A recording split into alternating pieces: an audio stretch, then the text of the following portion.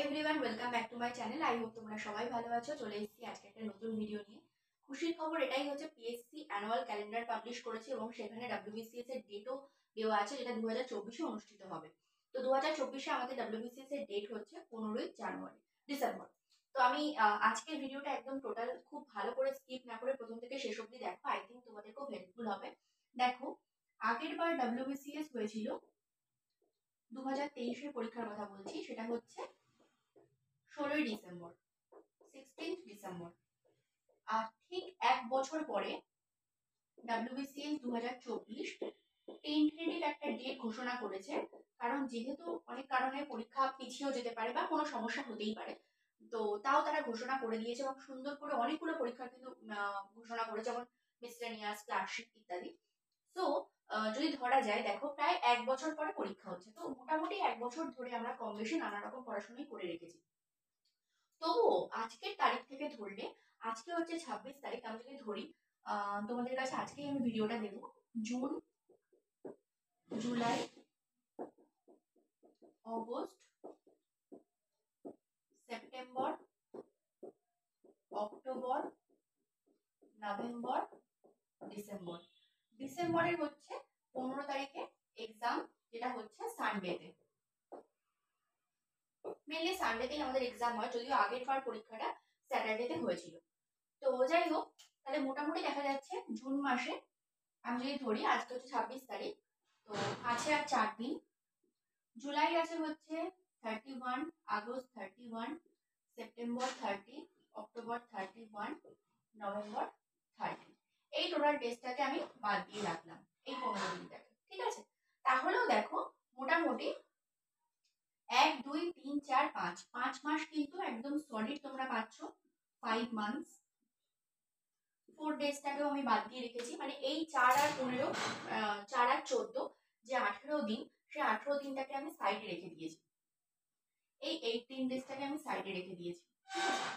এবার দেখো, এই 5 মাসের মধ্যে, এই 5টা যে মাস আমরা পেলাম, এই 5 মাসটাকে আমরা কিভাবে ইউটিলাইজ করব? ফার্স্ট অফ অল, যারা একদম বিগিনার্স, যারা হয়তো সবে গ্র্যাজুয়েশন কমপ্লিট করেছে, তাদের জন্য বলে রাখি, টোটাল কটা সাবজেক্ট আছে।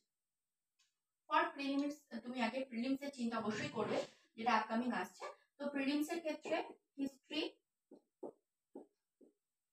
সেকেন্ড হচ্ছে জিওগ্রাফি, থার্ড হচ্ছে ইংলিশ,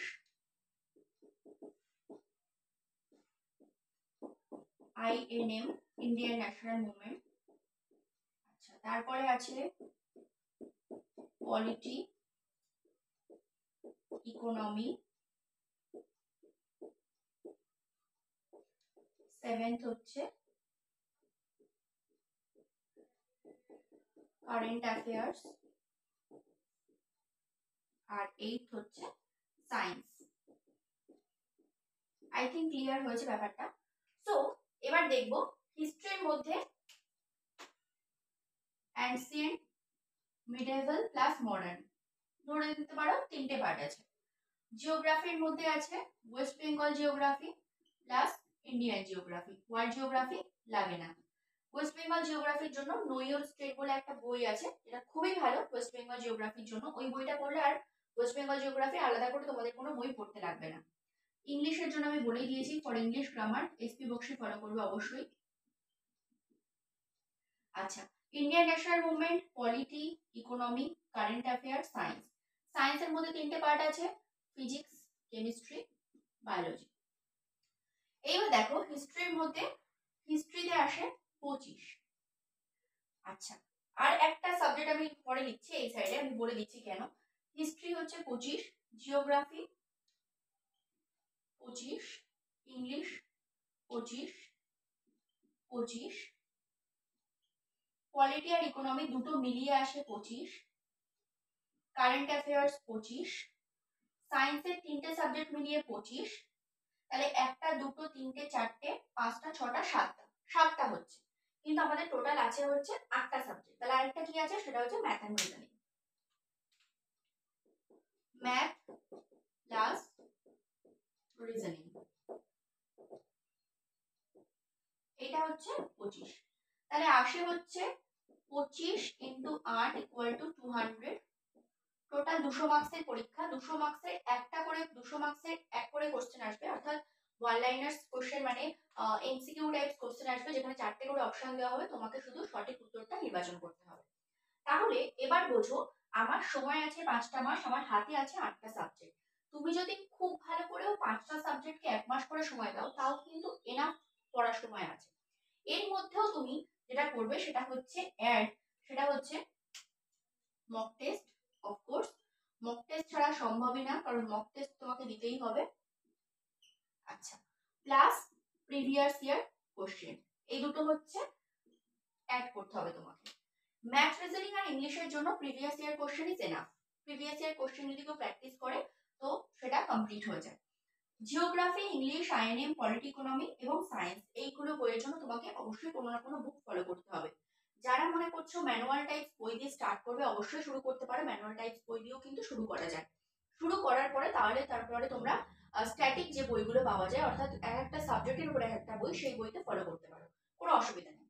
তো মোটামুটি যেটা দেখতে পাচ্ছ, 5 মাস সময় আছে, এবং প্রত্যেকটা সাবজেক্টকে যদি তুমি 1 মাস করেও সময় দাও, তাও কিন্তু হবে 5টা সাবজেক্ট, কিন্তু তারপরেও আরো 3টে সাবজেক্ট থেকে যায়।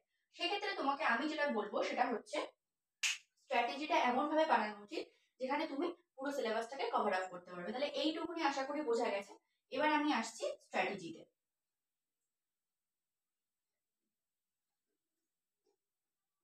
আমি একদম জুন থেকে স্টার্ট করছি, জুলাই থেকে স্টার্ট করছি। ধরো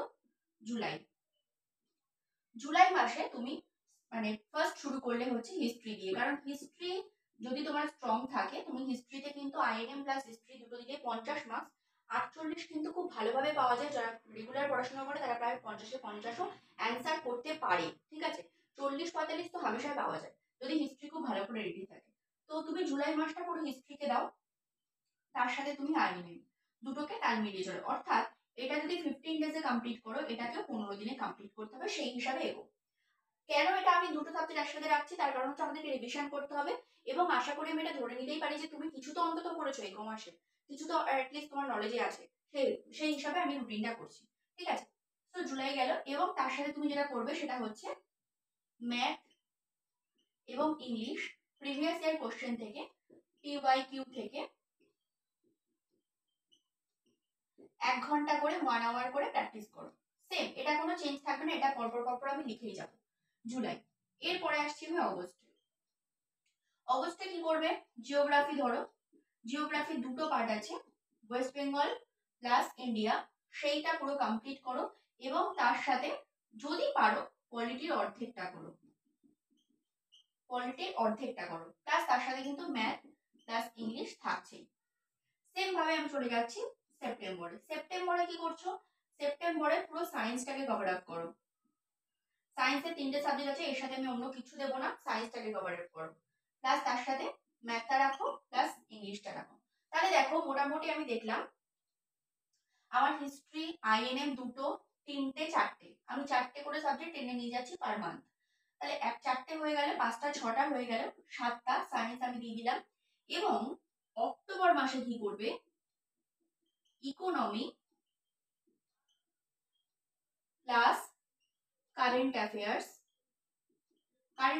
কি ফলো করবে সেটা আমি বলে দিচ্ছি, প্লাস ইংলিশ প্লাস ম্যাথ।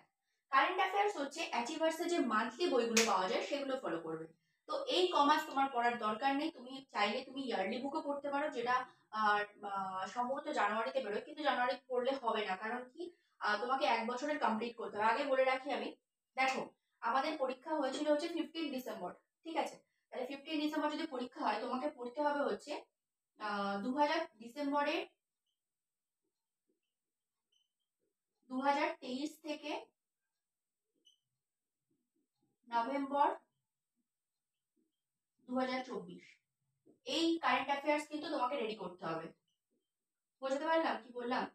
তো সেক্ষেত্রে তুমি একটা কাজ করতে পারো, 2023-এ যেটা ইয়ারলি বুক ছিল, ইয়ারলি কারেন্ট অ্যাফেয়ার্স এর অ্যাচিভার্স এর বুক, সেই বইটা পড়লে, এবং তারপরে যে কমাস বাকি থাকছে সেই কমাস মান্থলি বইগুলো পড়ে নিলে, তাহলে কিন্তু পুরোটা কভার হয়ে যাবে। তো আমি ইকোনমি কারেন্ট অ্যাফেয়ার্স রেখেছি, এই হলো আমার টোটালটা। এরপর অক্টোবর, নভেম্বর আর ডিসেম্বরে যে কটা দিন তুমি সময় পাচ্ছ, নভেম্বর মাস পুরো পাচ্ছ, প্লাস ডিসেম্বর মাস পাচ্ছ। ডিসেম্বরের যে 14 দিন তুমি সময় পাচ্ছ, এই 14 দিন অনলি তুমি ফুল মক টেস্ট দেবে, ফুল মক টেস্ট দেবে। আর নভেম্বর মাস যে টাইমটা তুমি পাচ্ছ, সেই টাইমটা তুমি সাবজেক্ট ওয়াইজ মক টেস্ট দেবে, সাবজেক্ট ওয়াইজ মক। ঠিক আছে, তাহলে নভেম্বর দিচ্ছ যে সাবজেক্ট ওয়াইজ মক টেস্ট এবং ডিসেম্বর দিচ্ছ ফুল মক টেস্ট। তাহলে টোটালটা তোমার রেডি হয়ে যাচ্ছে এবং এর সাথে সাথে তুমি ম্যাথ আর ইংলিশটাকে টেনে নিয়ে যাচ্ছ। তাহলে আমার মেইন ফোকাস হচ্ছে কারেন্ট অ্যাফেয়ার্স, ম্যাথ আর ইংলিশ। তো কারেন্ট অ্যাফেয়ার্স যেটা যদি কেউ মনে করো আমি ইয়ারলি পড়বো, 2023-এর ইয়ারলি বুকটা ফলো করতে পারো। যদি মনে করো যে না আমি এই কমাসে শুধুমাত্র 2024-এরই আর কি মান্থলি বুকটা পড়বো, সেও ফলো করতে পারো, কোনো অসুবিধা নেই। কারণ যেহেতু পরীক্ষা আমাদের ডিসেম্বরে হচ্ছে, আমরা কিন্তু 2024-এর ইয়ারলি বুকটা পাচ্ছি না, কারণ সেটা বেরোবে জানুয়ারিতে। তো সেই পর্যন্ত ওয়েট করলে হবে না, কারণ পরীক্ষা হচ্ছে 15 তারিখে। আশা করি বোঝাতে পেরেছি। তো এইভাবে স্ট্র্যাটেজি করে বানাতে পারো। দেখো স্ট্র্যাটেজি হচ্ছে ডিপেন্ড করে, ম্যান টু ম্যান ভ্যারি করে। কারণ হচ্ছে কারোর কমফর্ট জোন আর্টস, তো কারোর সায়েন্স, কারোর হচ্ছে ম্যাথস, কারোর অন্য পলিটি, ইকোনমি, যাই হতে পারে। তো সেই জন্য কম্পিটিটিভ এক্সামটা স্ট্র্যাটেজি যখন তুমি বানাবে, সেটা তোমার নিজের উপর বানাতে হবে। কারণ তুমি কোন জোনারটা তোমার সুবিধা বা কোন জোনটা, আমার যেটা কমফর্ট লাগে সেটা হয়তো তোমার নাও লাগতে পারে। আমি হয়তো ইংলিশটা তেমন প্র্যাকটিস করবো না, কিন্তু হয়তো তোমার প্র্যাকটিস করতে হতেই পারে। ব্যাপারটা হচ্ছে এরকম। তো আমি আমার মতো করে একটা স্ট্র্যাটেজি তোমাদের সাথে শেয়ার করলাম, এবার তোমরা তোমাদের মতো করে এটা থেকে বানিয়ে দেবে। তাহলে কি হবে, তোমাদের বুঝতে সুবিধা হবে যে এইভাবে এইভাবে হিসেব করে। মোটামুটি ধরে রাখো 5 মাস মতো সময় আছে, 5 মাসের কিছুটা বেশি সময়। বাট আমি 15 দিনকে ছেড়ে দিয়ে রেখেছি, কারণ 15 তারিখে পরীক্ষা, 14 তারিখ পর্যন্ত আমি ছেড়ে দিয়ে রেখেছি। 14 দিন হচ্ছে ফুল মক টেস্ট তোমাকে দিতেই হবে, 14টা অ্যাটলিস্ট। ঠিক আছে, তাহলে কি হবে, পরীক্ষার সময় গিয়ে মানে ওই প্রথম দিনে গিয়ে 200টা পেপার একসাথে বসা এবং ওএমআরটাকে ফিল করা, ঠিকঠাক করে ওএমআর ফিল করা, কোথায় নাম লিখতে হবে, রোল নাম্বারটা ঠিক করে লিখতে হবে, সাবজেক্টে কি লিখবো, অনেক কিছু কোয়ারিজ আসে মাথার মধ্যে, সেইটা যেন অসুবিধা না হয় তার জন্য আগে থেকে তোমাকে প্র্যাকটিস করতে হবে। আই থিঙ্ক বোঝাতে পেরেছি। তো এই হচ্ছে আজকে টোটাল ভিডিওটা, যেটা আমি আলোচনা করলাম ডব্লিউবিসি স্ট্র্যাটেজি নিয়ে। কারণ যেহেতু পিএসসি আমাদের কিন্তু ওয়েবসাইটে জানিয়ে দিয়েছে যে পরীক্ষা কবে হবে, সুতরাং এক মুহূর্ত সময় নষ্ট করার সময় আর নেই। সুতরাং সময়গুলোকে ঠিকঠাক করে কাজে লাগাতে হবে, ইউটিলাইজ করে।